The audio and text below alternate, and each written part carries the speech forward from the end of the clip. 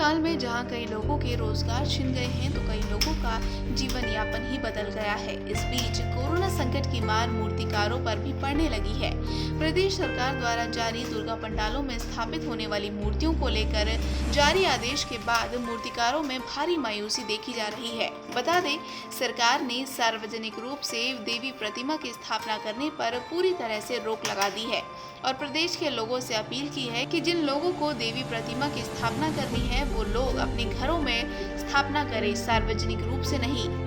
सरकार के इस आदेश के बाद से ही मूर्तिकारों में मायूसी देखी जा रही है और अब उनके सामने जीवन यापन का भी संकट खड़ा हो गया है, क्योंकि ये मूर्तिकार इस समय अपने पैसों से मूर्तियां बनाकर बेचने का काम करते थे और इसी व्यवसाय से वो पूरा साल अपने परिवार का भरण पोषण भी करते हैं। लेकिन मूर्ति स्थापना पर रोक लगाने के चलते अब इन मूर्तिकारों की मूर्तियों की बिक्री नहीं हो पा रही है, जिससे उनके सामने जीवन यापन का संकट खड़ा हो गया है। सर, हम मूर्तियों का काम करते हैं, करीबन 10 साल हो गए हमको ये काम करते करते।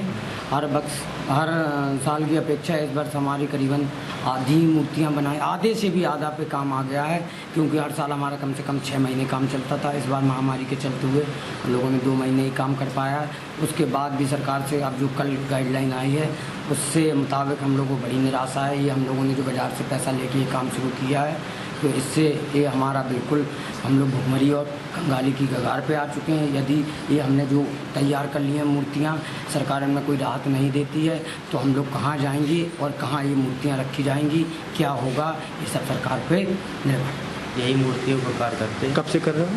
कम से कम 5-6 साल हो गए। अच्छा, तो पिछली बार की अपेक्षा इस बार क्या फ़र्क है? पिछले साल तो ये है कि 200-250 मूर्तियाँ बनती थी, उसकी अपेक्षा से अब आधे से भी आधा कार्य हो गया है। तो अब जिसके यहाँ पे ये सोनू पाल के यहाँ पर हम काम करते हैं, तो वो कह रहे हैं कि अब मूर्तियाँ ही नहीं जाएंगी तो हम आपको वेतन कहाँ से देंगे।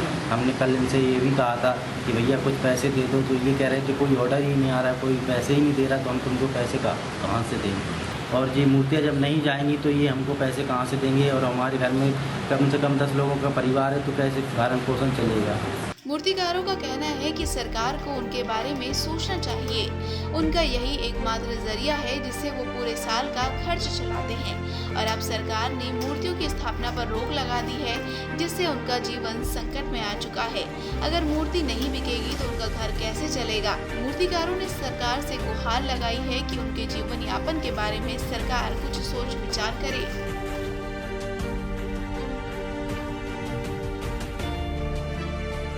जालौन से जितेंद्र सोनी की रिपोर्ट।